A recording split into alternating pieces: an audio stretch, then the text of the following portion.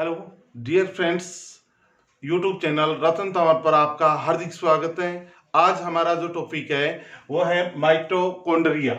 Mitochondria mitochondria होता है वो एक महत्वपूर्ण कोशिकांग होता है। इनके क्या क्या कार्य होते हैं, इनकी संरचना कैसी होती है, कहाँ पाए जाते हैं, इनके बारे में विस्तार पूर्वक आज वो चर्चा करेंगे। सबसे पहले मैं बात करता हूं माइटोकॉन्ड्रिया के बारे में। माइटोकॉन्ड्रिया शब्द का अर्थ क्या होता है।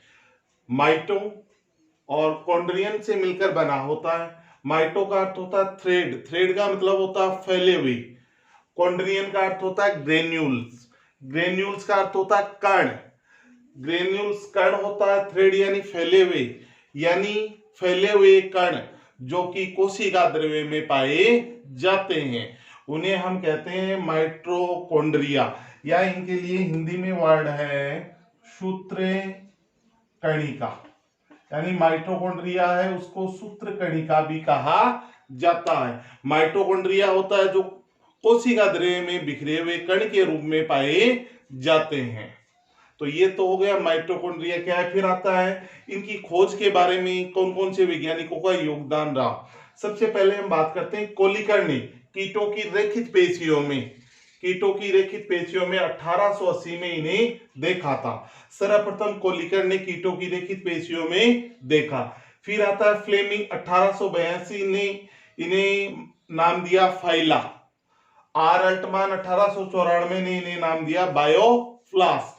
फ्लेमिंग और अल्टमान को ही माइटोकॉन्ड्रिया की खोज का श्रेय है वो दिया जाता है। यानी फ्लेमिंग और अल्टमान को श्रेय दिया जाता है माइटोकॉन्ड्रिया की खोज के लिए। फिर आता है सी बेंडा, 1897 ने इन्हें माइटोकॉन्ड्रिया नाम दिया। इंपॉर्टेंट है, सी बेंडा 1897 ने इन्हें माइटोकॉन्ड्रिया नाम में दिया। एफ मीविस 1904 ने इन्हें सर्वप्रथम पादप कोशिकाओं में इनकी उपस्थिति देखी। एफ मीविस ने सर्वप्रथम पादप कोशिकाओं में इनकी क्या देखी, उपस्थिति देखी थी। तो ये है इनके खोजकर्ता, और इनके नाम से संबंधित कुछ प्रश्न बनते हैं इंपॉर्टेंट, उनके बारे में अभी मैंने बताया है। अब हम इसकी संरचना के बारे में अध्ययन करेंगे कि माइटोकॉन्ड्रिया की जो संरचना है वो किस प्रकार की होती है, और इसमें कौन कौन से कण है वो पाए जाते हैं, कौन कौन से भाग होते हैं, उनके बारे में चर्चा करेंगे।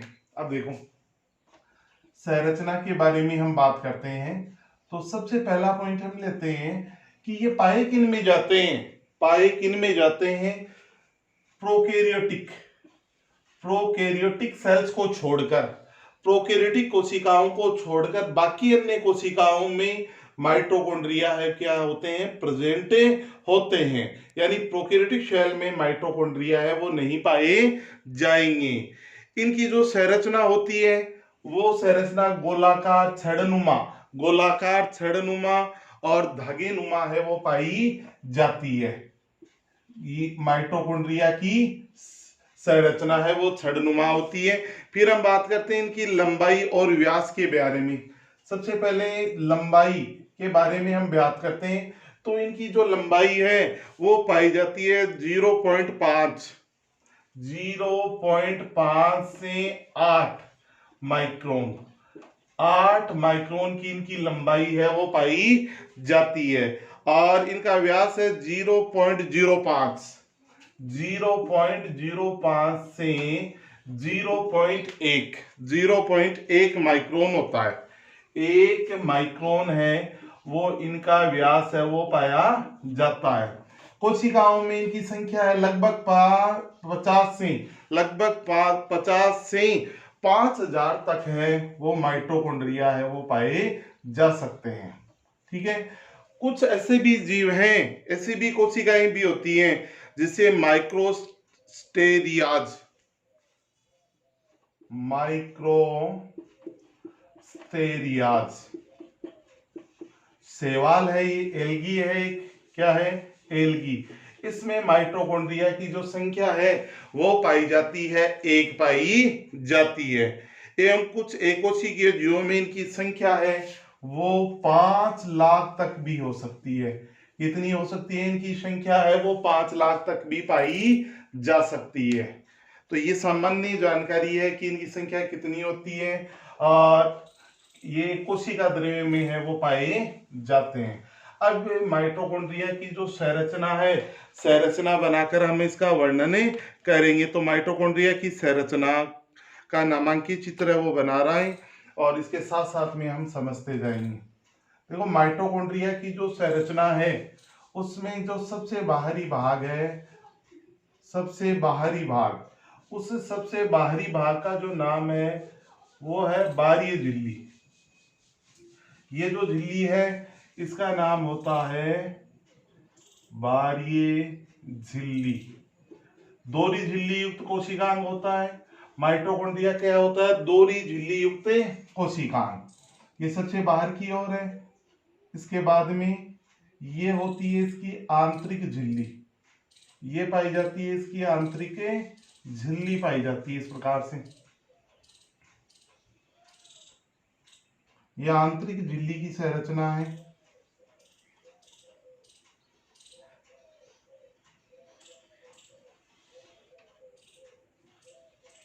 इस झिल्ली का नाम होता है आंतरिक झिल्ली। कौन सी झिल्ली है ये? आंतरिक झिल्ली। यानी माइटोकॉन्ड्रिया जो होता है वो दोहरी झिल्ली युक्त कोशिकांग है। बाहरी झिल्ली पाई जाती है, आंतरिक झिल्ली पाई जाती है। बाहरी झिल्ली सपाट होती है। आंतरिक झिल्ली के ऊपर, आंतरिक झिल्ली के ऊपर अंगुली नुमा उभार पाए जाते हैं। इन उभारों का नाम होता है क्रिस्टी। क्या नाम होता है? इन उभारों का नाम पाया जाता है क्रिस्टी कहलाते हैं। ये उभार क्या कहलाते हैं? क्रिस्टी कहलाते हैं। ठीक है। दूसरी बात आती है आंतरिक झिल्ली और बाह्य झिल्ली के मध्य जो स्पेस पाया जाता है उस स्पेस का नाम है पेरीमाइटोकॉन्ड्रियल स्पेस। पेरीमाइटोकॉन्ड्रियल स्पेस। ये जो दूरी होती है वो होती है 6.8 mm की दूरी पाई जाती है। आंतरिक झिल्ली और बाहरी झिल्ली के मध्य जो स्पेस होता है वो 6.8 mm का पाया जाता है। उसके बाद में यहाँ जो क्रिस्टी है इसके ऊपर यहाँ पर रैकेट नुमा संरचना पाई जाती है पूरे आंतरिक झिल्ली के अंदर की ओर। इनका ये रैकेट नुमा जो संरचना है इनका नाम होता है F1 कण, या दूसरा नाम होता है इनका ऑक्सीसोम, ऑक्सीसोम, या तीसरा नाम होता है इनका प्रारंभिक कण। क्या नाम होता है? प्रारंभिक कण। यानी जो क्रिस्टी अंगुली नुमा उभार होते हैं क्रिस्टी, उनके ऊपर F1 ऑक्सीसोम या प्रारंभिक कण पाए जाते हैं। रैकेट नुमा संरचना होती है इनकी। कैसी होती है? रैकेट नुमा संरचना है वो पाई जाती है। और इनका जो व्यास है वो 85 एंगस्ट्रॉम का होता है। व्यास होता है इनका 85 एंगस्ट्रॉम, और 85 एंगस्ट्रॉम का व्यास है और 100 एंगस्ट्रॉम की दूरी पर स्थित होते हैं। इन दोनों के बीच की दूरी होती है 100 एंगस्ट्रॉम के बीच की दूरी पाई जाती है। इन दोनों के मध्य पाई जाती है। इसके बाद में हम आगे बात करते हैं कि जो माइटोकॉन्ड्रिया है उसमें जो डीएनए होता है वो नग्न प्लस से वर्ताकार है वो पाया जाता है। नग्न प्लस से वर्ताकार पाया जाता है। ठीक है।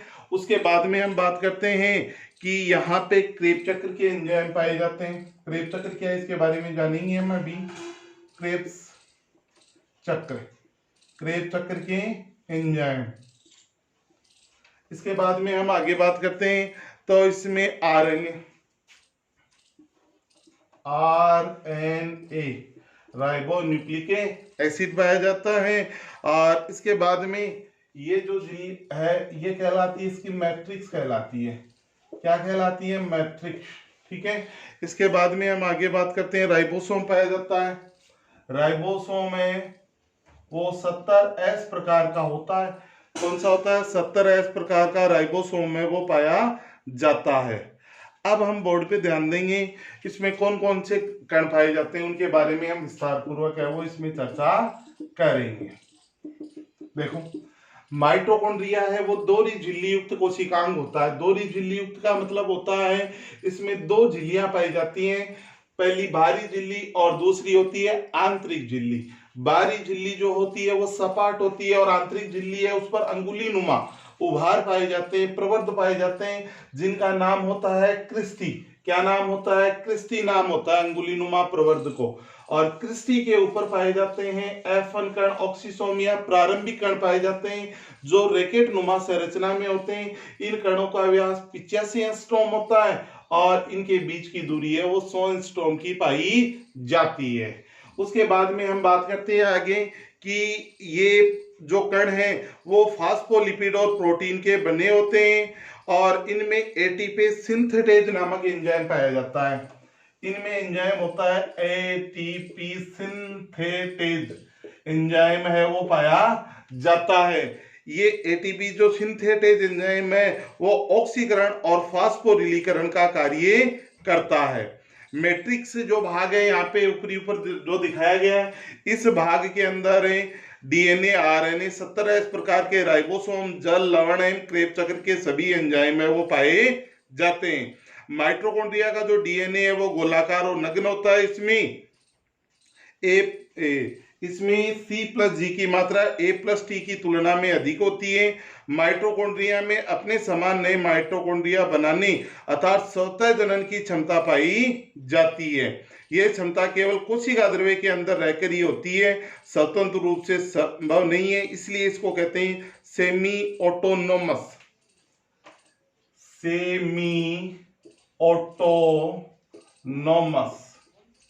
कोशिकांग। सेमी ऑटोनोमस कोशिकांग है वो इसको कहा जाता है। क्यों कहा जाता है? क्योंकि ये कोशिका द्रव्य में रहकर अपने समान नए माइटोकॉन्ड्रिया का निर्माण कर सकता है, इसलिए इसे कहते हैं सेमी ऑटोनोमस कोशिकांग। या हिंदी में नाम होता है अर्ध स्वायत्त शासी अंगक है वो इसे कहा जाता है। माइटोकॉन्ड्रिया का अन्य नाम है सेमी ऑटोनोमस ऑर्गन। क्यों कहते हैं? क्योंकि ये कोशिका द्रव्य में रहकर स्वतः जनन की क्रिया कर सकता है, अपने समान नए माइटोकॉन्ड्रिया है उनका निर्माण है वो आसानी से कर सकता है। और यदि ये स्वतंत्र रूप से कोशिका द्रव्य से बाहर होगा तो ये क्रिया है वो स्वतः जनन की संभावना नहीं होगी, इसलिए इसको सेमी ऑटोनोमस कहा जाता है। जो माइटोकॉन्ड्रिया है उसके रासायनिक संगठन में जो प्रोटीन की मात्रा है, प्रोटीन की मात्रा लगभग 65 से 70% है वो प्रोटीन पाई जाती है। फास्फोलिपिड की जो मात्रा होती है वो सामान्यतः 25% है वो पाई जाती है। कितनी प्रतिशत पाई जाती है? 25% है वो पाई जाती है। आरएनए है वो 0.5 है, आरएनए 0.5% और डीएनए है वो कुछ मात्रा में है वो पाया जाता है। ये इसका रासायनिक संगठन के भाग हैं वो पाए जाते हैं। अब इसके बाद में ये इसकी सामान्य संरचना है। सामान्य संरचना के बारे में हमने अभी जाना है कि इसमें कौन कौन से कण हैं, वो कहाँ पाए जाते हैं, क्या कार्य करते हैं, ये मैंने इस कोशिकांग की संरचना के अंदर अभी आपको बताया है। अब इसके बाद में हम बात करेंगे माइटोकॉन्ड्रिया का कार्य क्या है। ये इंपॉर्टेंट पॉइंट है कि माइटोकॉन्ड्रिया के कार्य क्या होते हैं। अब हम पहले पॉइंट के बारे में बात करते हैं, पावर हाउस या इसका नाम है ऊर्जा घर। यानी माइटोकॉन्ड्रिया को पावर हाउस भी कहा जाता है या ऊर्जा घर कहते हैं। क्यों कहते हैं? इसका रीजन क्या होता है? देखो, ऑक्सीडेशन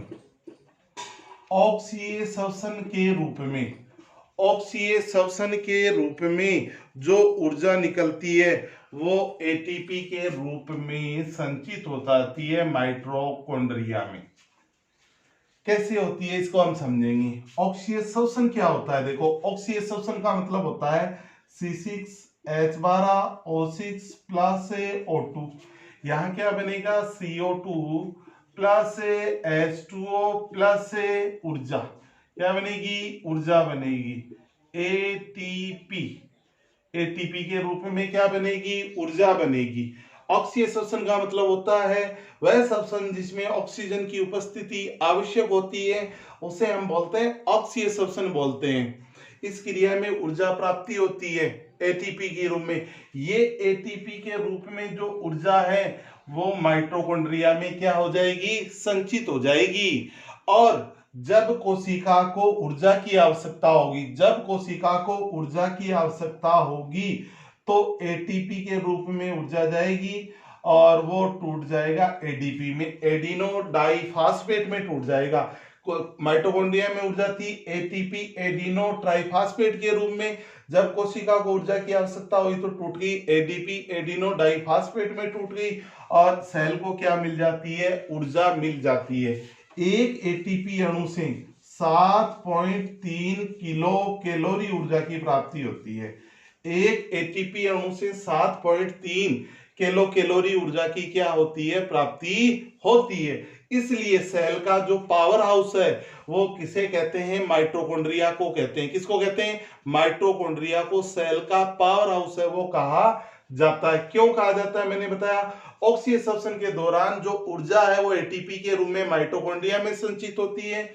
जब कोशिका को ऊर्जा की आवश्यकता होती है तो ये ऊर्जा एटीपी है वो कन्वर्ट हो जाती है, एडीपी में बदल जाती है और सेल को क्या प्राप्त हो जाती है, ऊर्जा प्राप्त हो जाती है। एक एटीपी अणु के विखंडन से 7.3 किलो कैलोरी ऊर्जा की क्या होती है, प्राप्ति होती है। इसीलिए हम सेल का पावर हाउस है वो किसको कहते हैं, माइटोकॉन्ड्रिया को कहा जाता है। इसके बाद में हम दूसरा इसका जो फंक्शन होता है, कार्य, उसके बारे में हम चर्चा करेंगे। दूसरा जो कार्य है वो मुख्य कार्य जो होता है वो होता है क्रेब चक्र वाला। क्रेब चक्र का इसका मुख्य कार्य क्या है, क्रेब्स चक्र, क्रेब्स चक्र।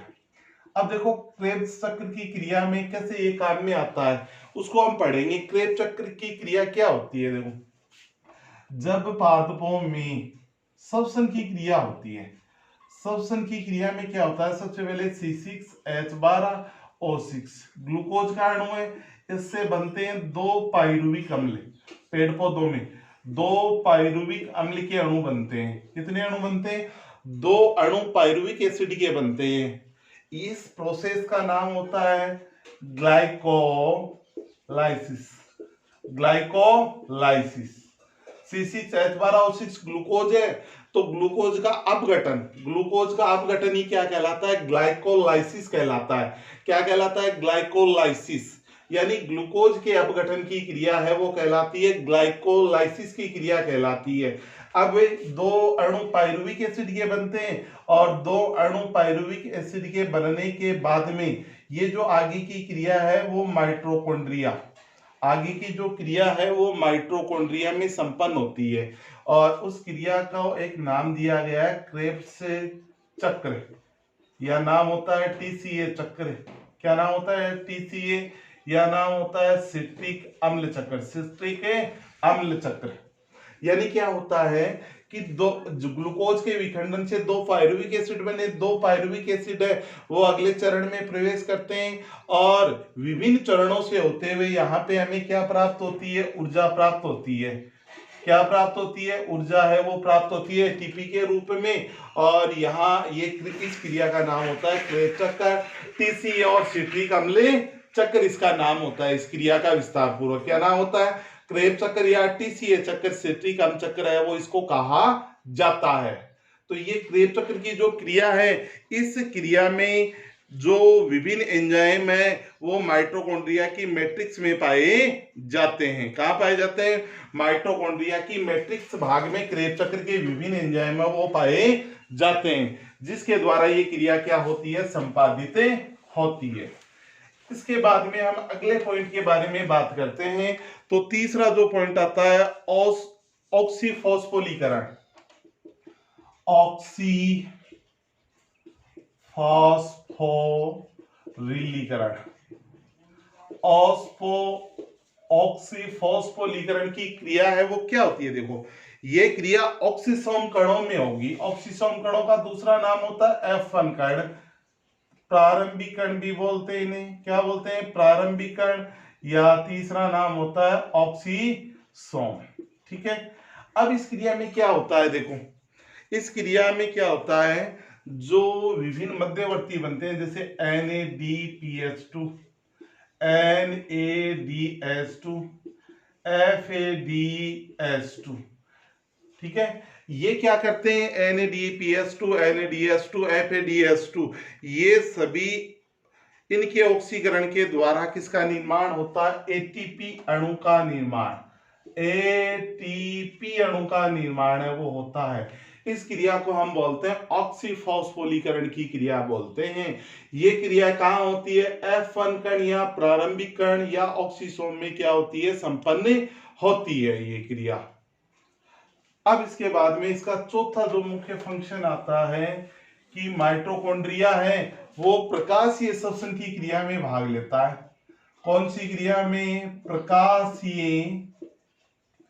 प्रकाशीय श्वसन की क्रिया में क्या लेता है, भाग लेता है। अब हम बात करते हैं प्रकाशीय श्वसन होता क्या है। प्रकाशीय श्वसन का मतलब ये होता है कि पादपों में होने वाली वह क्रिया जिसमें ऑक्सीजन की उपस्थिति तो अनिवार्य होती है और इस क्रिया में CO2 का निर्माण तो होता है लेकिन ऊर्जा का निर्माण नहीं, यानी ऊर्जा का निर्माण नहीं होता इस क्रिया में। इसलिए प्रकाशीय श्वसन को एक नष्टकारी अभिक्रिया भी कहा जाता है। इसका वर्णन हम जो पेड़ पौधों में प्रकाश जो श्वसन की क्रिया है उसमें विस्तार पूर्वक बढ़ेंगी। मैं दोबारा बता रहा हूं प्रकाशीय श्वसन होता क्या है। पेड़ पौधों में प्रकाश की उपस्थिति में होने वाली अभिक्रिया प्रकाशीय श्वसन कहलाती है। इस क्रिया में क्या होता है, CO2 का निर्माण तो होता है लेकिन ऊर्जा का निर्माण नहीं होता, इसलिए इसका नाम होता है प्रकाशीय श्वसन की अभिक्रिया कहते हैं। इसे क्या बोलते हैं, प्रकाशीय श्वसन की क्रिया। ये क्रिया जो है इसके लिए माइटोकॉन्ड्रिया है वो एक महत्वपूर्ण कोशिकांग का क्या करता है, कार्य करता है, इसलिए इसे प्रकाशीय श्वसन का अंगक है माइटोकॉन्ड्रिया को वो कहा जाता है। ये चार मुख्य कार्य थे किसके, माइटोकॉन्ड्रिया के चार मुख्य कार्य ये मैंने आपको अभी बताए हैं। अब हम इसमें बात करते हैं कि जो माइटोकॉन्ड्रिया है उसमें एक गुण पाया जाता है, स्वप्रतिकृति का गुण है वो पाया जाता है। कौन सा गुण पाया जाता है, स्वप्रतिकृति का गुण पाया जाता है, लेकिन ये कार्य साइटोप्लाज्म में रहकर ये कर सकता है, यानी कोशिका द्रव्य में रहकर इस कार्य को ये क्या कर सकता है, संपन्न कर सकता है। कोशिका द्रव्य में रहकर ही संपन्न कर सकता है। ये था हमारा कोशिकांग, दोहरी झिल्ली युक्त कोशिकांग माइटोकॉन्ड्रिया के बारे में हमने अध्ययन किया है। आज के वीडियो में इतना ही। ओके।